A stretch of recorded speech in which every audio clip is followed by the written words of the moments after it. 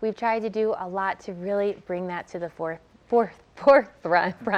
And I have Chris Lindley here with Eagle Valley Behavioral Health to tell us a little bit more about how we're doing that. Great. So Eagle Valley Behavioral Health is a nonprofit that was started by Vail Health in July of this year. We got started. The work's been going on for a couple years, but what we've done as a community is we've come together and decided we want to have a backbone entity that oversees all the coordination and collaboration of all the entities doing behavioral health. So Eagle Valley Behavioral Health is not here to jump in and do some of the great work that other groups have been doing, like Speak Up, Reach Out, Mountain Youth, Mind Springs, All Points North, which is coming in and going to be opening up a drug rehab center here. We're not here to do any of those specific work, but we're trying to coordinate and oversee the collaboration of all those activities. Wow. Yeah. I mean, that's a big umbrella.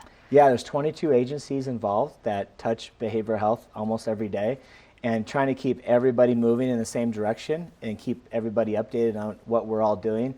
It's a full-time job.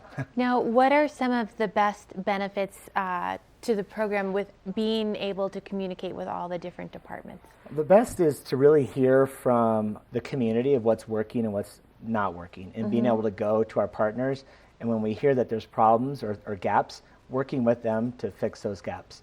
So what we know is that it's not an issue of our partners not doing the best they can. They're all working very, very hard.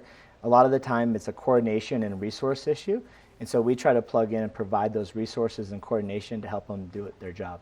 I could see how this could be a big resource issue, because especially when you look at mental health, so little of it is covered for young adults after maybe they're no longer on their parents' health insurance, as well as lots of health insurances will maybe cover 4 visits or something like that, and then all of a sudden mental health is something you're on your own trying to pay for. Exactly, and on top of that, there's a lot of confusion just how insurance works for behavioral health issues. What we've learned from our partners in Summit County that are doing a scholarship program to help people fill the gap, the financial gap to get the therapy they want, is that most of the people coming that need the support actually have insurance. They just don't know quite how to access it, how to properly bill, and how to get connected to the right therapist. So that's something we're working really hard. And on our website, which is eaglevalleybh.org, we have all that information up there now, as well as a really great therapist finder where anybody in the community can go and look at all the therapists in our entire valley, see what they charge, if they take insurance, yes or no, if they have availability in the kind of specialties that they have. So it's a great resource that's now available. Really is. Yeah. So is that, if I want to go talk to someone, is that one of the best ways to get started? Yeah, the best thing is to refer people to that website. All of our resources are up there. Not just therapist finders, we have a listing of all the events in the community, all the trainings that are taking place, as well as a career finder. So if anybody's looking to get into the behavioral health field, we have all the positions across the entire valley that are available posted there today. So one other small question. What if it's not necessarily me that wants to talk to someone, but I know someone who I think should talk to someone, or maybe I think someone is at risk for depression or something, and they're not reaching out for help.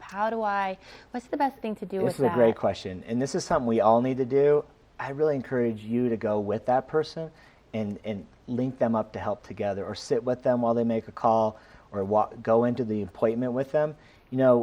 There's just so much stigma with behavioral health, and it's something we're trying to eliminate. There's no difference between if you or I had cancer than if you or I have anxiety or depression or something else. So if your friend had a diagnosis with cancer or had some terrible knee injury and they were not going to get help, you would take them. I would go with them, yeah. So we should be doing the same thing with behavioral health. There's no difference. So we have to eliminate this barrier and treat it just like we do all of our other ailments. That is really good to know, because lots of times you're like, oh, I'll let them have their privacy. Right. But sometimes they just need that extra help. Well, right. Thank you so much for coming and telling us all about that. I appreciate it. Be right back with your local weather next.